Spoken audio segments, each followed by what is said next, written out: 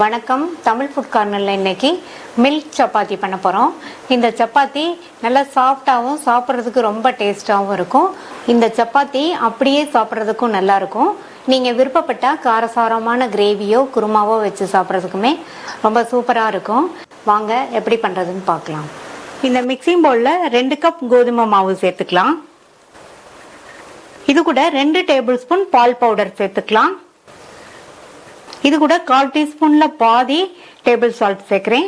இப்போ எல்லாம் நல்லா ஒன்னா மிக்ஸ் ஆகுற மாதிரி கலந்து விட்டுறலாம். இந்த மாவை கொஞ்சம் கூட தண்ணியே சேர்க்காம பால் மட்டுமே சேர்த்து பிசைய போறோம். அதுக்காக 1 கப் பாலை காய்ச்சி வெதுவெதுப்பான ஹீட்ல எடுத்து வச்சிருக்கேன். இப்போ இந்த பாலை கொஞ்சம் கொஞ்சமா சேர்த்து பிசைஞ்சிடலாம்.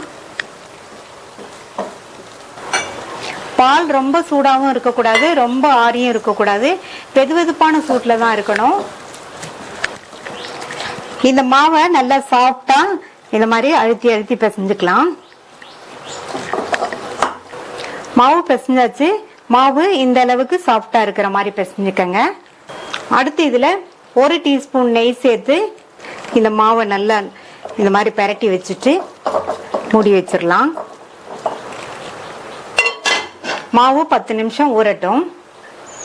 மாவு 10 நிமிஷம் ஊறிடுச்சு. இந்த மாவை மறுபடியும் நல்ல ஒரு தடவை இந்த மாதிரி பிசைஞ்சிட்டு இதை உருண்டைகளா பிரிச்சு வச்சிடலாம்.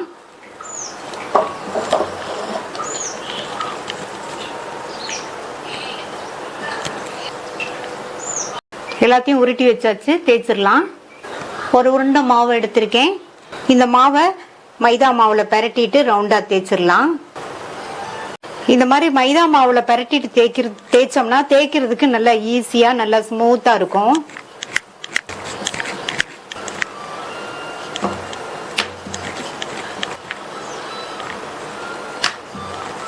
எல்லா பக்கமும் ஒரே திக்னஸ்ல இருக்கிற மாதிரி தேய்ச்சிக்கங்க. அடுத்து இதுல கொஞ்சமா மட்டும் நெய் சேர்த்து நல்லா ஸ்ப்ரெட் பண்ணி விட்டுறலாம். நெய்யை ஹீட் பண்ணிட்டு சேர்த்துக்கங்க. நெய்யை ஹீட் பண்ணிட்டு சேர்த்தோம்னா இந்த மாதிரி ஸ்ப்ரெட் பண்றதுக்கு நல்லா ஈஸியா இருக்கும். அடுத்து இதுல கொஞ்சமா பால் பவுடரை இந்த மாதிரி தூவி விட்டுறலாம். இப்ப இது ஸ்கொயர் ஷேப்ல மடிச்சிடலாம்.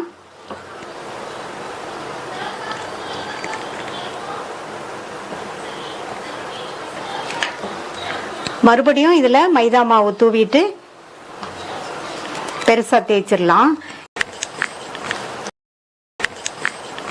இதே மெத்தட்ல நீங்க ட்ரை பண்ணி பாருங்க. இந்த மில்க் சப்பாத்தி சாப்பிட்றதுக்கு ரொம்ப ரொம்ப சூப்பரா இருக்கும். குழந்தைங்க ரொம்ப விரும்பி சாப்பிடுவாங்க. எல்லா பக்கமும் ஒரே திக்னஸ்ல இருக்கிற மாதிரி தேய்ச்சிக்கலாம். தேய்ச்சாச்சு. இந்த திக்னஸ்ல இருக்கிற மாதிரி தேய்ச்சிக்கங்க. இதே மாதிரி எல்லாத்தையும் தேய்ச்சி நம்ம போட்டு எடுத்துடலாம். கல்லு போட்டு சூடாயிடுச்சு. தேய்ச்சி வச்ச சப்பாத்தியை இதுல வச்சிடலாம். ஸ்டவ் மீடியம் ஹீட்ல வச்சுக்கோங்க.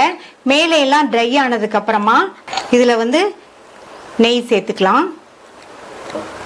நெய்யை இந்த மாதிரி நல்லா அப்ளை பண்ணி விட்டுருங்க. நெய்யை அப்ளை பண்ணிட்டு இதை பரட்டி போட்டுக்கலாம். இந்த சைடும் கொஞ்சம் நெய் சேர்த்து எல்லா பக்கமும் இந்த மாதிரி ஸ்ப்ரெட் பண்ணி விட்டுறலாம். இந்த மாதிரி நெய் சேர்த்து பண்ணுங்க. டேஸ்ட் ரொம்ப ரொம்ப சூப்பரா இருக்கும். பரட்டி போட்டுடலாம். அந்த சைடும் வெந்ததுக்கு அப்புறமா எடுத்துடலாம். 2 பக்கமும் சப்பாத்தி வெந்துருச்சு. எடுத்துடலாம். மீதி உள்ளதையும் போட்டு எடுத்துடலாம். நல்லா சூப்பரா சாஃப்டான டேஸ்டான மில்க் சப்பாத்தி ரெடி ஆயிடுச்சு. இதை பிரேக்ஃபாஸ்டாகவும் சாப்பிட்டுக்கலாம், டின்னராகவும் சாப்பிட்டுக்கலாம். நீங்களும் இதை ட்ரை பண்ணி பார்த்துட்டு உங்க கமெண்ட்ஸை சொல்லுங்க. தேங்க்ஸ் ஃபார் வாட்சிங்.